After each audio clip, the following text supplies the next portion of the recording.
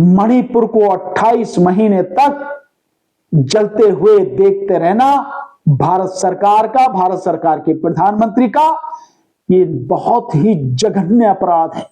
वहां जितनी भी हत्याएं हुई हैं, जितने भी घर जले हैं, जितने भी चर्च और मंदिर फूके गए हैं, जितने भी लोग बेघर हैं, इन सब के गुनहगार इस देश का प्रधानमंत्री और गृह मंत्री है, इस देश की भारत सरकार है। यह है स्थिति। प्रधानमंत्री नरेंद्र मोदी मणिपुर गए। मणिपुर की यात्रा 28 महीने बाद, और वहां जाके जो बोला कि मैं आपके साथ हूं, मैं, प्रधानमंत्री ने बोला है ये मीटिंग में, मैं आपके साथ हूं। उनकी ये यात्रा 5 घंटे की यात्रा, और जहां तक मुझे जानकारी है कि कुछ चुनिंदा लोगों से, जो महिलाएं और बच्चे हैं, उनसे एक मुलाकात हुई, और उस मुलाकात का भी एक बहुत ही मजेदार, आपके सामने एक ऐसा उदाहरण जो आपने शायद मोदी के काल में आपने देखा तो बहुत कुछ होगा, लेकिन फिर भी उसको भी देखिए कि उन महिलाओं से और बच्चियों से मुलाकात हुई, और वो बच्ची कुछ कह रही है, रो रही है, और जो महिला है, शायद बच्ची की मां है, और भी महिलाएं हैं, वो भी कुछ कह रही है, और कुछ महिलाएं शायद कुछ कह रही हैं। ये वीडियो इतना दिखाया गया ANI के माध्यम से, लेकिन मजेदार बात यह है कि इस वीडियो की आवाज गायब है, आवाज नहीं है। तो क्यों दिखाया गया है ये वीडियो? और वीडियो अगर दिखाया गया तो उसमें वो बच्ची और वो महिला क्या बात कह रही हैं प्रधानमंत्री से, और क्यों रो रही हैं? क्या उनकी पीड़ा है? उनका दुख क्या है? क्या कहना चाह रही हैं? वो कह रही हैं, ये सब क्यों सुनाया नहीं गया? क्या उन्होंने वो सब कुछ कहा जिसे प्रधानमंत्री मोदी, बीजेपी और RSS सुनना नहीं चाहते, या देश को सुनाने देना नहीं चाहते? कैसी पीड़ा है उसमें बयान होगी ही। आखिर देश का प्रधानमंत्री 28 महीने तक किसी अंधेरी गुफा में बंद रहने के बाद अपने ही देशवासियों को देखने के लिए गया, उनसे मिलने के लिए गया, पर मिला किससे? जिनसे मिला उनकी आवाज नहीं सुनाई जा रही। और 2 मीटिंग है, सो मीटिंग में यही प्रधानमंत्री मोदी का स्टाइल है, मीटिंग करो, किराए की भीड़ लाओ, और जो मन में है उनके सामने बोल दो,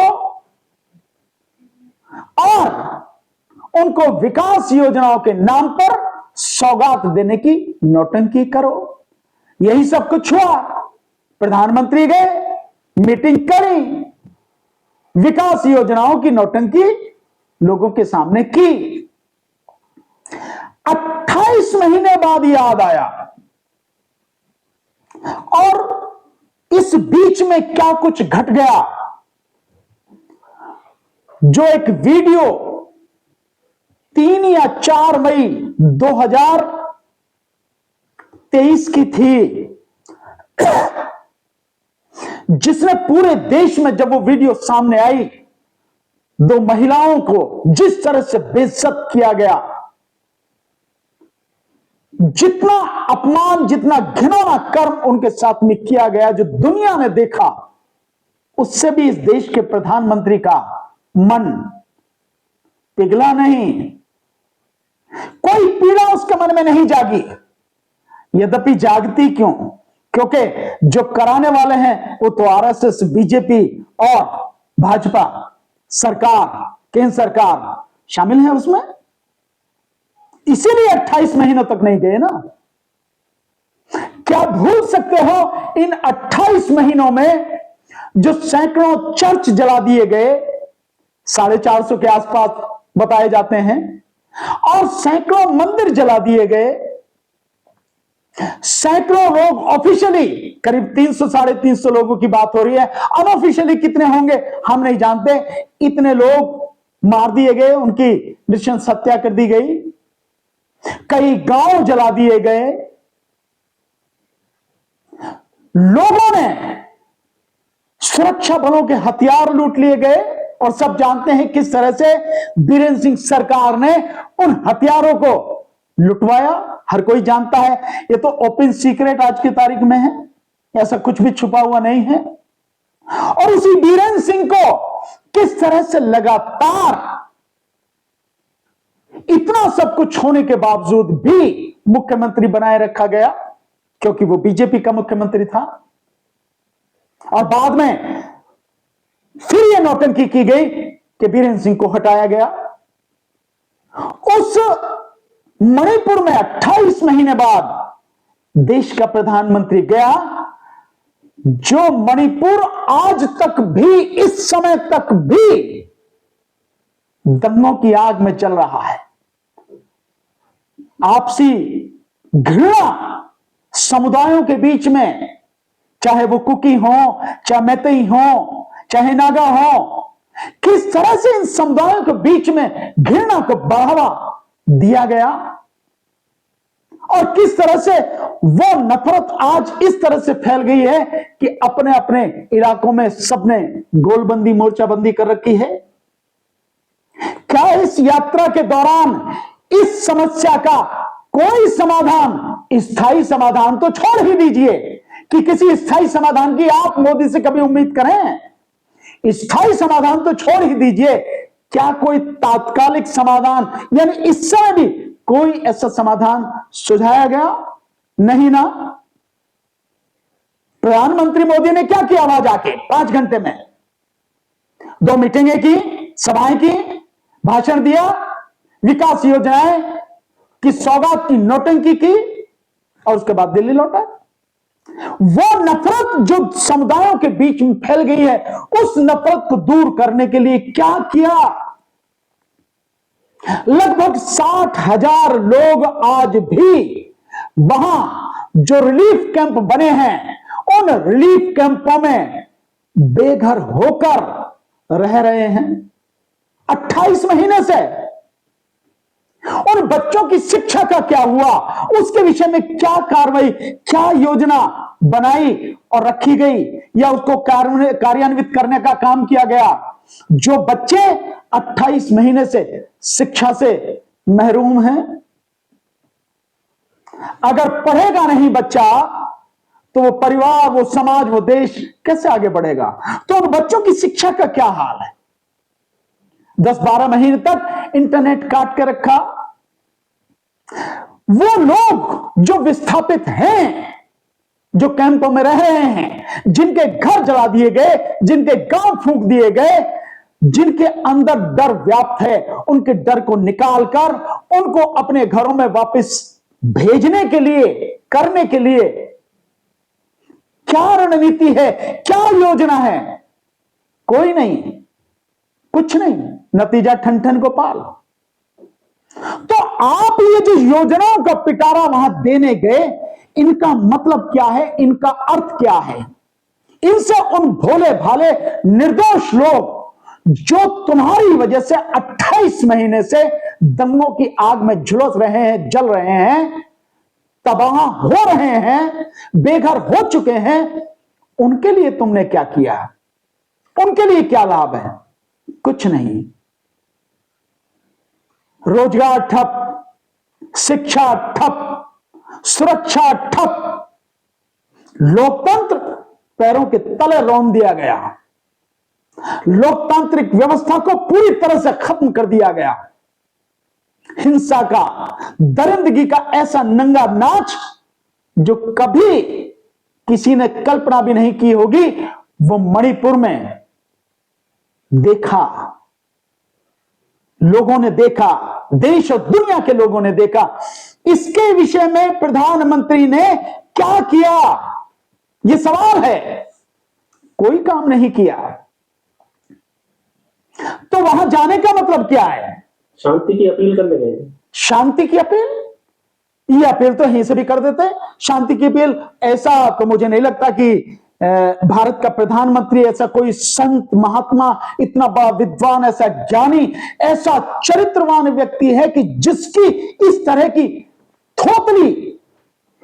की थोती अपील का कोई असर किसी पर भी पड़ेगा। नेपाल का भी उन्होंने उदाहरण दिया। हाँ, नेपाल के उदाहरण से पहले, नेपाल में ये सब कुछ होने से 28 महीने से पहले से ये मणिपुर में चल रहा था।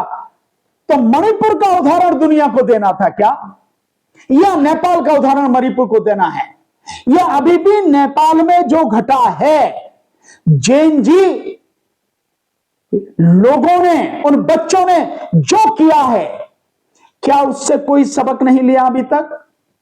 क्या कुछ सीखा नहीं? या उसके बाद कहीं आरएसएस का दबाव पड़ा, या कोई अंदरूनी ऐसा दबाव है कि जा भाई ये नौटंकी जाके वहां करके आओ? तो ये नौटंकी करने देश के प्रधानमंत्री मणिपुर में गए हैं। शांति की अपील, मतलब ये बहुत अफसोस की बात है कि जिस व्यक्ति की जिम्मेदारी इस देश के हर नागरिक के प्रति है, समस्त देशवासियों के प्रति है, मणिपुर में जिस दिन ये सब कुछ शुरू हुआ उसी दिन प्रधानमंत्री को कार्रवाई करनी थी, वहां जाना था, लोगों के साथ खड़ा होना था। ये ना करके 28 महीने बाद आप जा रहे हैं, और देश का हर व्यक्ति जानता है, बच्चा बच्चा जानता है, दुनिया जानती है कि इस मणिपुर की हिंसा के पीछे, इस अशांति के पीछे किसका हाथ है, कौन है इसके लिए जिम्मेदार? किसका हाथ हो सकता है? आरएसएस और बीजेपी ये सब कुछ जानते हैं। क्यों? ये सब कुछ उन्हीं का किया धरा है, सारा उन्हीं की टीम वहां पे काम कर रही थी, और उसके पीछे बहुत बड़ी जो एक कारण है वो वहां पर ड्रग्स की खेती, ये बहुत बड़ा कारण है, जो वहां पे लोगों ने गहराई से सारी जांच की गई है। उन्होंने ये सब कुछ पब्लिक डोमेन में पड़ा है, सारी चीजें जाके देखिए। सरकार को ड्रग्स से क्या लेना? सरकार को ड्रग्स से कुछ लेना देना है या नहीं, ये एक अलग सवाल है, लेकिन ड्रग्स के धंधे से बहुत लोगों को लेना देना है। सवाल एक ये बात भी है, और इससे भी ये बात समझने के लिए कोशिश करनी चाहिए कि अडानी के मुंद्रा पोर्ट पर गुजरात में साल भर में हजारों करोड़ रुपए की ड्रग्स बरामद की गई। कोई मुकदमा क्यों नहीं हुआ? कोई मुकदमा चल क्यों नहीं रहा है? कौन जिम्मेदार है इसके लिए? तो क्या सरकार मिली हुई है? भाई, जब सरकार का खास आदमी, जो भारत सरकार सब कुछ उसी के लिए काम कर रही है, अडानी के लिए, उस पर मुकदमा कैसे होगा? तो जब यही सारी चीज है कि जहां, क्योंकि पहली खेप में जो पकड़ा गया 300 किलोग्राम या 3 कुंटल वगैरह, 3000 किलोग्राम जो पकड़ी गई, 21,000 करोड़ की जो ड्रग्स पकड़ने का पहला मामला आया, फिर उसके बाद में 300 करोड़ की, जन 600 करोड़ की पकड़ी गई, अडानी पोर्ट पर पकड़ी गई। क्या हुआ उसका? कुछ भी नहीं। तो यही माना जाएगा कि कहीं ना कहीं, क्योंकि पैसा बहुत मोटा है उस ड्रग्स के धंधे में, और हर कोई जानता है कि मणिपुर में ये जो हिंसा चल रही है, यह हिंसा जो कराई गई, इसके पीछे ड्रग्स का बहुत बड़ा हाथ है। तो आज मतलब जो लोग, बहुत अफसोस की बात कि जो लोग वहां शांति के लिए जिम्मेदार हैं, उन्हीं में से एक व्यक्ति जाकर वहां शांति की बात कर रहा है। अगर शांति की अपील करनी थी तो पहले ही दिन प्रधानमंत्री नरेंद्र मोदी को किसने रोका था शांति की अपील करने से? दूसरा, वहां तो सरकार ही बीजेपी की थी, किसने रोका था उस अशांति को खत्म करने से और शांति व्यवस्था स्थापित करने से? केंद्र में स्वयं मोदी प्रधानमंत्री हैं, गृह मंत्री अमित शाह हैं, सारी ताकत इनके हाथ में है, सारी सेना, सारे सुरक्षा बल, अर्धसैनिक बल इनके हाथ में है, तो आपने क्यों नहीं उसी समय अशांत माहौल को शांत करने के लिए कार्य किया? अपील की क्या जरूरत थी? काम करना चाहिए था। और अपील के लिए भी अब 28 महीने बाद जाके वहां पे शांति की अपील की जा रही है कि मैं साथ खड़ा हूं। देश का प्रधानमंत्री जिसके हाथ में पूरी ताकत है, 28 महीने बाद कहता है मैं शांत खड़ा हूं। तो 28 महीने देश का प्रधानमंत्री किस अंधेरी गुफा में बैठा हुआ था? कहां ध्यान लगा रहा था? जो सरकार की नजर तो सोशल मीडिया में पूरा रहती है, और जरा सी कोई बात होती है सरकार उसे देखती है और किसी भी निर्दोष व्यक्ति पत्रकार को उसे जेल में डाल देती है। एक छोटा सा जो हिंसा हुई मणिपुर में, उसको नहीं रोक पाई सरकार। यही बात इस बात को सिद्ध करती है कि इस हिंसा के पीछे सरकार का ही हाथ है। दो चीजें तो बिल्कुल साफ हैं कि वहां सरकार भी बीजेपी की थी, राज्य सरकार मणिपुर में बीरेन सिंह जिसका मुख्यमंत्री था, और देश की सरकार भी बीजेपी के हाथ में है। और वहां इस हिंसा में शामिल जो आरएसएस का वहां का संगठन है वो इस हिंसा में शामिल रहा है, ये भी सबको मालूम है। उसका नाम मुझे ध्यान नहीं आ रहा, लेकिन आरएसएस का एक संगठन है वहां पर। सरकार आतंकवाद भी नहीं रोक पा रही है, और सरकार देश में दंगे हो रहे हैं उसको भी नहीं रोक पा रही है। तो सरकार कर क्या रही है? मतलब ये सब कुछ जो नहीं कर रही है उसके पीछे एक बहुत बड़ी साजिश है, और वो साजिश ये है, उस साजिश के लिए कारण क्या है? कारण है कि येन केन प्रकारेण सत्ता में बना रहना, किसी भी तरह से सत्ता में बना रहना है, एक ये कारण है। और दूसरा, जो असली मुद्दे हैं जिन पर सरकार पूरी तरह से फेल है, मोदी सरकार जिन मुद्दों पर पूरी तरह से फेल है, वो इस देश में चाहे शिक्षा की बात हो, चाहे रोजगार की बात हो, चाहे मजदूरों की समस्या की बात हो, चाहे किसानों की समस्या की बात हो, हर मुद्दे पर सरकार यहां फेल है। चाहे महंगाई की बात हो, सब पे फेल है। इस देश में पूरा जो औद्योगिक उत्पादन है वो लगातार घटता चला जा रहा है, बुरी स्थिति है। सरकार की विदेश नीति पूरी तरह से चौपट हो चुकी है, पूरी तरह से फेल है। इन सारे मुद्दों पर जो देश में लोग सवाल खड़े कर रहे हैं, सरकार से सवाल पूछ रहे हैं, उन पर ध्यान न जाए, इसलिए इस तरह की चीजों को लगातार किया जा रहा है।